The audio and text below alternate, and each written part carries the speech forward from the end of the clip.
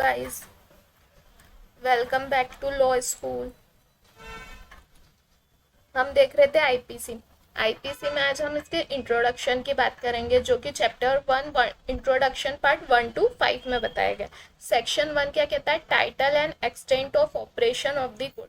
हर code के हर act के हमको सेक्शन 1 के बारे में जरूर पता होना चाहिए कि वो कहना क्या चाहता है, क्या टाइटल है उसका, और उसका ऑपरेशन ऑफ द कोड कहाँ तक वह कोड अप्लाई होगा। ठीक है, पहले यह कोड इंडिया में अप्लाई होता था except the state of Jammu and Kashmir, लेकिन उसके बाद क्या हुआ, ओमिट की गई ये लाइन को एक्ट नंबर 34 ऑफ 2019 में, और 31 अक्टूबर 2019 से यह जम्मू एंड कश्मीर पर भी अप्लाई होगा। यह एक जम्मू एंड कश्मीर पर भी अप्लाई माना जाएगा। ठीक है, इंडिया मीन्स 12 नॉटिकल माइल का समुद्र, आकाश व भूमि के नीचे का पार्ट भी आएगा, ये ध्यान रखिएगा, 12 नॉटिकल माइल का, क्योंकि यूनाइटेड नेशन कन्वेंशन में ये क्या कहा गया था, लॉ ऑफ सी बनाया गया था, और उसमें कहा गया था कि इंडिया का extent of the sea territorial कितना होगा, 12 नॉटिकल माइल। 12 नॉटिकल माइल मतलब 22 किलोमीटर तक।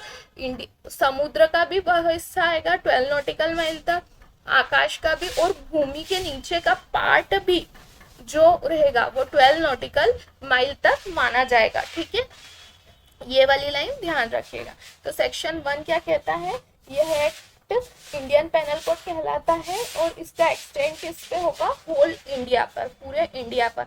India means the territory of India. ठीक है,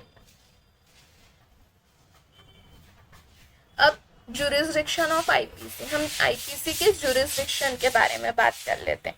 क्या कहाँ तक इसका जुरिस्डिक्शन कहाँ अप्लाई होगा आईपीसी। तो आईपीसी का जुरिस्डिक्शन 2 पार्ट में डिवाइडेड है, इंट्रा टेरिटोरियल और एक्स्ट्रा टेरिटोरियल। इंट्रा टेरिटोरियल बताया है सेक्शन 2 में, और एक्स्ट्रा टेरिटोरियल किसमें बताया है, सेक्शन 3 and 4 में। ठीक है, इंट्रा टेरिटोरियल ओनली सेक्शन 2 की बात करता है, और एक्स्ट्रा टेरिटोरियल बात करता है सेक्शन 3 and 4 की। सेक्शन 2 क्या कहता है, punishment of offences committed with in India.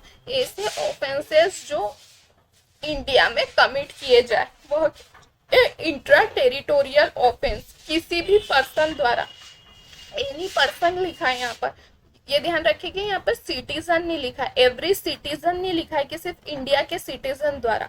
यहाँ पर एनी पर्सन, कोई भी वह पर्सन हो सकता है, वो फॉरेन सिटीजन भी हो सकता है यहाँ पर। तो यहाँ पर क्या वर्ड यूज करा है, एनी पर्सन, एवरी एक्ट और omission contrary to the provision. जो ऐसे एक्ट या ओमिशन जो कॉन्ट्रेरी टू द लॉ हो, जो इस प्रोविजन को कॉन्ट्राडिक्ट करते हो, वह क्या होंगे, गिल्टी माने जाएंगे विद इन इंडिया में। तो क्या होगा, इंट्रा टेरिटोरियल ऑफेंसेस कहलाएंगे। क्यों? क्योंकि यह बात करता है कमिटेड विद इन इंडिया, लिखा हुआ है यहाँ पर, ऐसे ऑफेंसेस जो कमिट किए जाए विद इन इंडिया में, सिर्फ जो इंडिया में कमिट किए जाए, अदर जगह नहीं। और किसके द्वारा, एनी पर्सन के द्वारा, हर कोई पर्सन इसमें आ सकता है। ठीक है, नॉट ओनली सिटीजन। यहाँ पर क्या लिखा है, एनी पर्सन। ऐसे ऑफेंसेस क्या कहलाते हैं, इंट्रा टेरिटोरियल ऑफेंसेस कहलाते हैं। अब इसके एक्सेप्शंस भी है, सेक्शन 2 के कुछ एक्सेप्शंस भी है, जैसे foreign sovereign, diplomats, alien enemy, foreign army, warship and president and governor. यह इस एक्ट में आप इन्हें सजा नहीं दे सकते, यह एक्ट इन पर अप्लाई नहीं होगा, भले से इन्होंने विद इन इंडिया कोई ऑफेंस कमिट किया है। Article 361 of the Indian constitution, the president और governor are exempt from the jurisdiction of the court. ठीक है, इन सभी लोगों को आईपीसी में क्या प्राप्त है, छूट प्राप्त है। ठीक है, ये कुछ एक्सेप्शंस बताए हैं सेक्शन 2 के। Thank you, like share and subscribe my channel. कल हम देखेंगे एक्स्ट्रा टेरिटोरियल ऑफेंसेस। ये एक्स्ट्रा टेरिटोरियल ऑफेंसेस होते क्या हैं, जो सेक्शन 3 and 4 की बात करते हैं। ठीक है, अगर आपको मेरा वीडियो पसंद आए तो उसे लाइक शेयर और सब्सक्राइब कीजिएगा।